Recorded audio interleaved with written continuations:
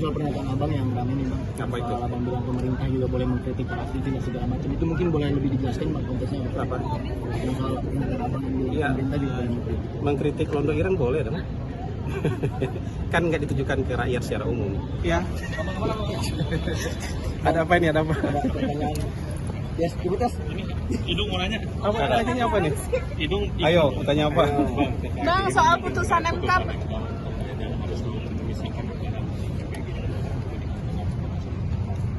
Tanggapan saya, artinya tanya tentang pemerintah. Tapi kan kalau prosesnya masih sampai 2028 kan ya, jadi masih ada waktu lah. Gitu. Kan udah jadi putusan hukum dan kita nggak komentar soal putusan hukum. Gitu. Tapi mungkin bakal diikuti sama pemerintah, apa mungkin akan diakalin dengan cara lain, apa? Enggak loh, masa pemerintah ngakalin? Enggak. Ngakalin dalam artian positif mungkin. Ya.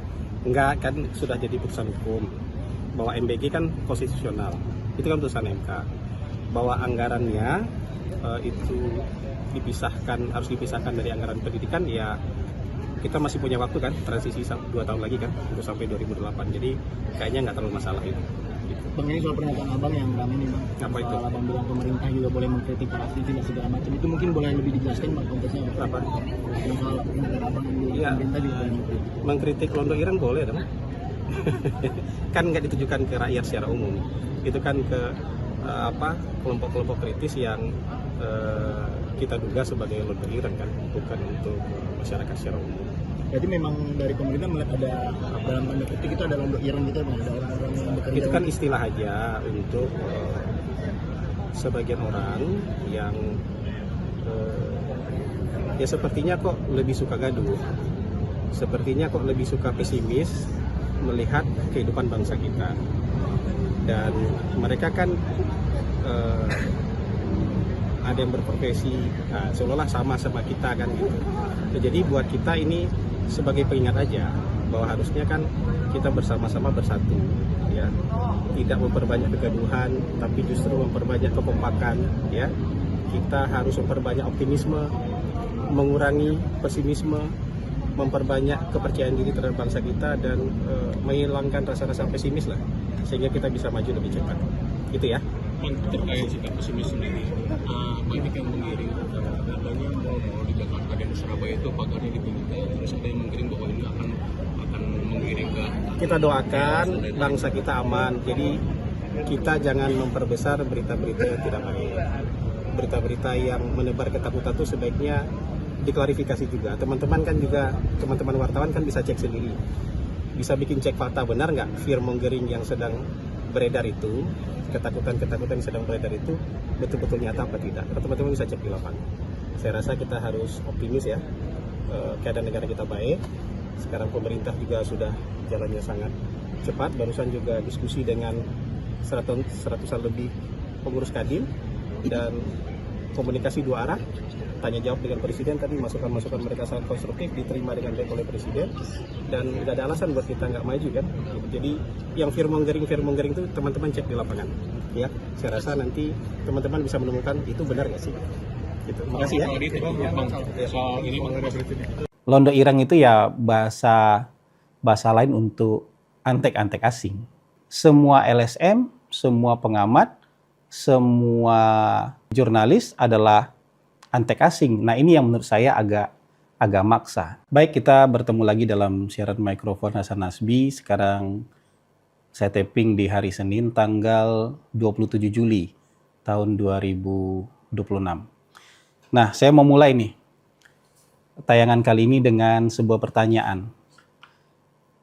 Mungkin Anda pernah mengalaminya, saya juga pernah mengalaminya.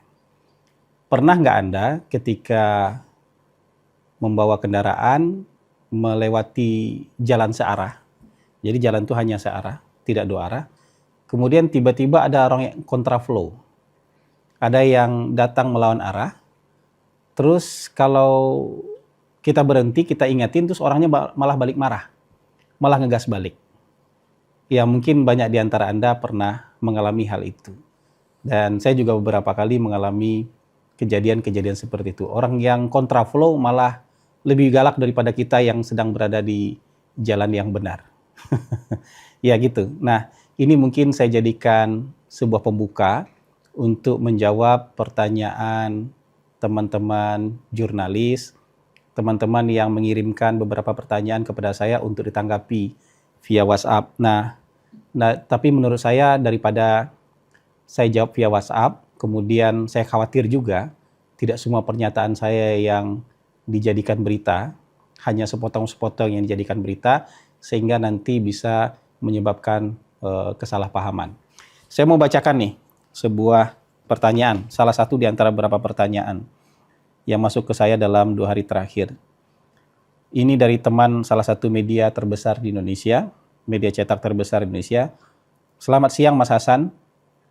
Mas, YLBHI mengecam keras pelabelan Londo Ireng oleh Presiden Prabowo Subianto terhadap wartawan, pengamat, dan LSM.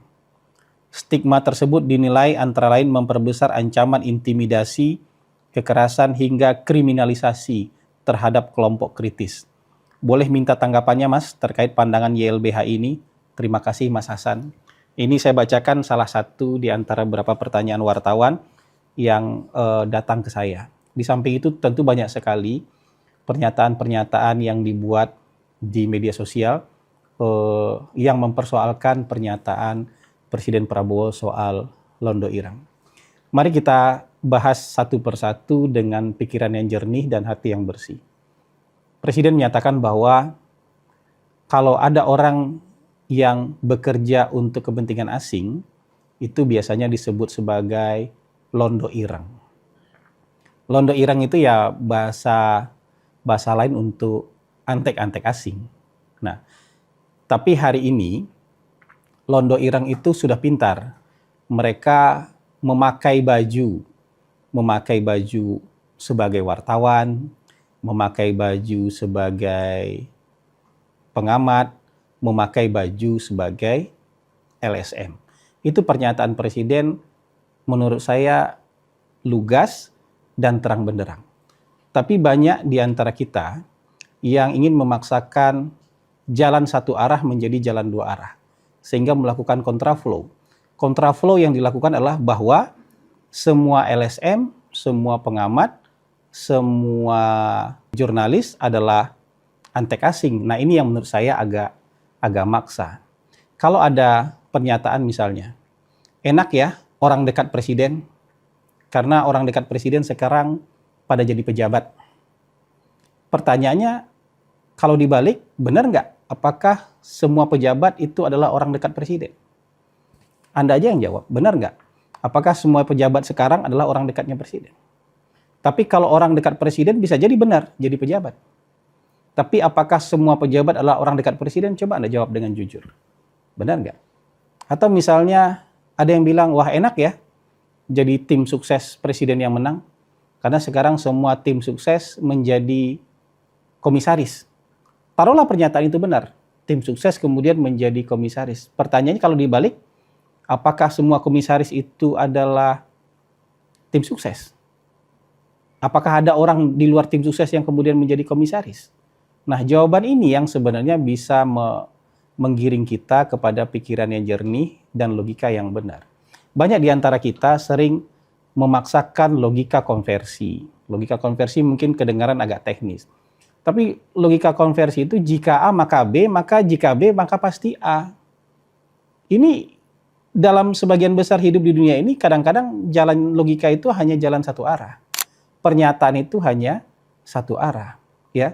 Jika ada Londo Ireng yang menggunakan pakaian wartawan, pakaian jurnalis, pakaian pengamat, pakaian LSM, bukan berarti semua LSM, wartawan, dan pengamat adalah Londo Ireng. Itu namanya memaksakan kontraflow, ya, memaksakan jalan 2 arah di jalan 1 arah, dan itu pelanggaran.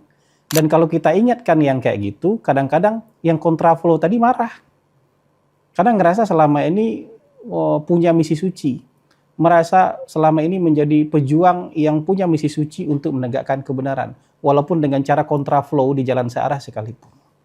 Jadi ini teman-teman, yang bisa dibolak-balik itu nggak banyak di dunia ini. Misalnya untuk urusan matematika aja. Jika bilangan yang habis dibagi 2 adalah bilangan genap, maka semua bilangan genap pasti habis dibagi 2. Nah itu bisa dibolak-balik itu. Kalimat yang seperti itu.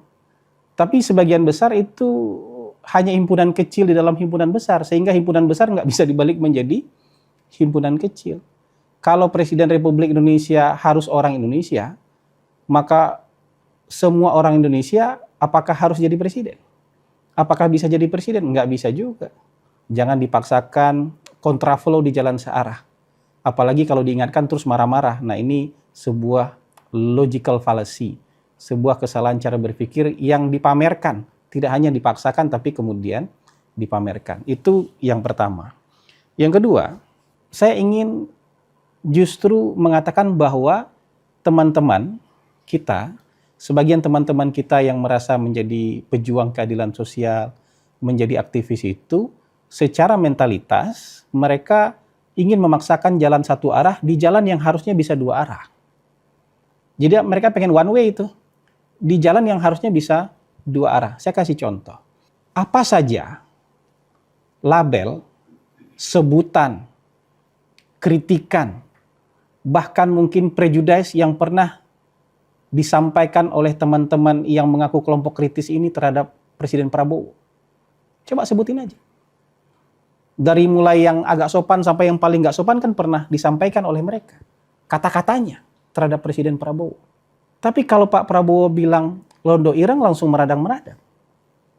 Langsung marah-marah. Seolah kita tidak bisa saling menyampaikan pendapat satu sama lain. Padahal di dunia kritik, di dunia kebebasan berpendapat, seharusnya kebebasan berpendapat itu berlaku dua arah. Anda boleh mengata-ngatai pemerintah, tapi pemerintah juga boleh dong mengkritik Anda. Pemerintah juga boleh dong meluruskan supaya hal-hal yang tidak benar selama ini, itu juga bisa menjadi benar. Jangan kemudian ketika misalnya pemerintah menyatakan ada londo ireng, yang berpakaian wartawan, pengamat, dan LSM, terus Anda marah bahwa pemerintah nggak boleh bilang itu. Nah ini yang juga saya bilang secara mentalitas kita, yang pertama tadi, suka memaksakan jalan searah menjadi jalan dua arah, dan sebaliknya, di jalan yang harusnya dua arah, ketika berpendapat dan mengkritik kita bisa melakukannya secara dua arah, Anda hanya pengen satu arah.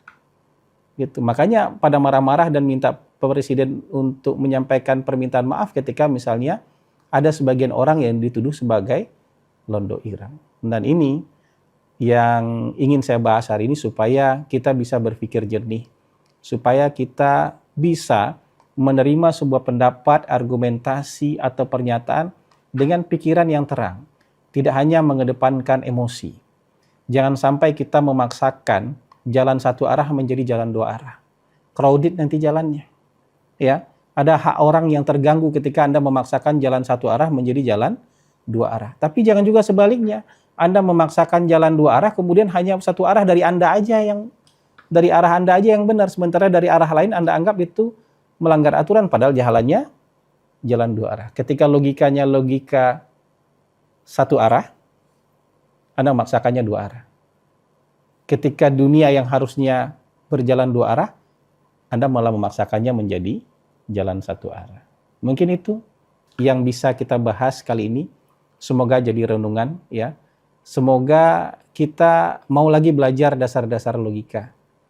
Ya, semoga kita tidak gampang marah-marah karena sumbu pendek. Semoga kita terhindar dari upaya-upaya yang tidak benar untuk memanas-manasi suasana. Terima kasih, sampai jumpa lagi. Assalamualaikum warahmatullahi wabarakatuh. Subscribe, share, like, and comment. Subscribe, share, like, and comment. Subscribe, share, like, and comment. Subscribe, share, like, and comment. Subscribe, share, like, and comment.